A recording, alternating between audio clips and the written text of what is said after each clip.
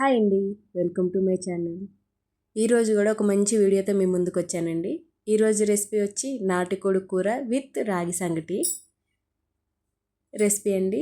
Taste అయితే చాలా బాగా వచ్చింది. చాలా సింపుల్ ప్రాసెస్లో చేశాను అనమాట. నేను చెప్పిన మెజర్మెంట్స్ అన్నీ కూడా మీరు కూడా ఫాలో అయ్యారంటే కనుక నాకు వచ్చినంత టేస్టీగానే మీకు కూడా ఈ రెసిపీ అనేది వస్తుందండి. దీని తయారీ విధానాన్ని ఇప్పుడు మనం ఈ వీడియోలో చూద్దాం.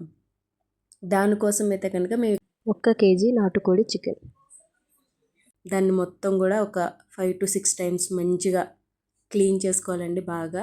ఎందుకంటే ఇది కాల్చి చేస్తారు కాబట్టి మంచిగా క్లీన్ చేసి పక్కన పెట్టుకోవాలి. అలాగే ఒక మీడియం సైజు వెల్లుల్లిపాయ, 2 ఇంచులు అల్లం. ఎప్పుడైనా సరే నాన్ వెజ్ రెసిపీస్కి ఫ్రెష్గా అల్లం వెల్లుల్లి పేస్ట్ కానీ వేసుకుంటే మంచి ఫ్లేవర్ కానీ మంచి టేస్ట్ కానీ వస్తుందండి. దాన్ని ఇలా నూరి పక్కన పెట్టుకోవాలి. ఇప్పుడు ఒక కళాయి తీసుకొని దాంట్లో 4 టేబుల్ స్పూన్స్ ఆయిల్ని అయితే వేసుకున్నామండి.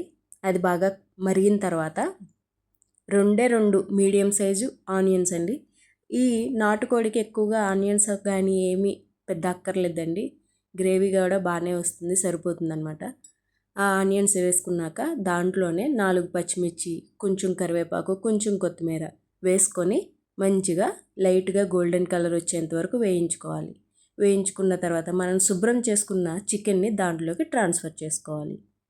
చికెన్ మొత్తం ట్రాన్స్ఫర్ అయిపోయిన తర్వాత అందులో ఒక 1/2 టీ స్పూన్ పసుపు, మనం ముందుగా రెడీ చేసుకున్న అల్లం వెల్లుల్లి పేస్ట్ 2 టేబుల్ స్పూన్స్ వేసుకొని ఆ చికెన్లోని వాటర్ మొత్తం కూడా అబ్జర్వ్ అయిపోయేంత వరకు కూడా మంచిగా వేయించుకోవాలి. ఇక్కడ చూపిస్తున్న విధంగా మంచిగా వేయించుకోవాలన్నమాట. పసుపు అంతా కూడా ఆయిల్ మొత్తం తేలేంత వరకు వేయించుకున్న తర్వాత దాంట్లో 1.5 స్పూను కొబ్బరి పౌడర్ అండి. నేను ఇక్కడ పచ్చిది లేదు నా దగ్గర, దానికోసమని నేను ఇక్కడ పౌడర్ని యాడ్ చేసుకున్నాను. దీని తర్వాత మనం మసాలా రెడీ చేసుకుంటాం. అలా మీ దగ్గర పచ్చిది ఉంటే కనుక పచ్చిది కూడా వేసుకోవచ్చు. అలాగే ఇక్కడ 2 టేబుల్ స్పూన్ల కారం, రుచికి తగినంత ఉప్పు కూడా వేసుకొని వాటిని కూడా బాగా కలుపుకోవాలండి. చికెన్ మొత్తం కూడా వేగి ఆయిల్ అనేది బయటికి రావాలన్నమాట. ఈ విధంగా చూసారు కదండి, ఆయిల్ అంతా కూడా బయటకు వచ్చేసింది. ఈ విధంగా వేగిన తర్వాత వాటర్ని యాడ్ చేసుకోవాలి. వాటర్ కొంచెం ఎక్కువనే పడతాయండి, నాటుకోడి కదా, ఉడకడానికి టైం పడుతుందన్నమాట. కాబట్టి ఎక్కువ వాటరే పడతాయి. వేసుకొని విజిల్ పెట్టుకోవాలన్నమాట. కుక్కర్ విజిల్ పెట్టేసుకొని ఒక 6 to 7 విజిల్స్ అయితే రానివ్వాలి. అది ఉడికేలోగా మనం ఇక్కడ మసాలాని రెడీ చేసుకుందాం అండి. దానికోసం దాల్చిన చెక్క, లవంగాయ, గసాలు, జీలకర్ర, ధనియాలు, మీకు ఇందాక చెప్పాను కదా కొబ్బరి పచ్చిది ఉంటే ఈ టైంలో యాడ్ చేసుకొని ఇలా పేస్ట్ చేసి పక్కన పెట్టుకోవాలి.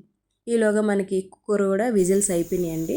ప్రెషర్ మొత్తం తీసేసుకొని మూత తీసుకొని ఇప్పుడు చికెన్ను చూద్దాం ఉడికిందో లేదా అని. మంచిగా ఉడికిందా లేదా అని ఒకసారి ఒక పీస్ తీసుకొని చెక్ చేసుకోవాలన్నమాట. ఉడకకపోతే మళ్ళీ ఇంకొకసారి విజిల్ అయితే పెట్టుకోవచ్చండి. నేను 6 to 7 విజిల్స్ పెట్టాను, పర్ఫెక్ట్గా ఉడికిందండి. ఇప్పుడు స్టవ్ ఆన్ చేసుకొని మనం ముందుగా రెడీ చేసుకున్న పేస్ట్ని, మసాలా పేస్ట్ మొత్తం కూడా దాంట్లోకి ట్రాన్స్ఫర్ చేసేసుకొని మొత్తం కర్రీ అంతా కూడా గ్రేవీ అనేది చిక్కబడేంత వరకు కూడా మనం దీన్ని బాయిల్ చేసుకోవాలన్నమాట. కర్రీ మొత్తం కూడా ఇలాగా రెడీ అయిపోతుందండి. మంచిగా చూసారా, ఆయిల్ మొత్తం తేలి గ్రేవీ మొత్తం రెడీ అయిపోయింది మనకి. ఇప్పుడు దీన్ని సర్వ్ చేసుకోవడం. ఇలాగ రాగి ముద్దతో కానీ వైట్ రైస్తో కానీ మీ చాయిస్ అండి, ఎలాగైనా సరే తినొచ్చు. టేస్ట్ అయితే మాత్రం ఒకేలా ఉంటుందండి. ఒక్కసారి నేను చెప్పిన మెజర్మెంట్స్ని ఫాలో అవుతూ మీరు కూడా ట్రై చేయండి. Thank you for watching. Please do subscribe my channel.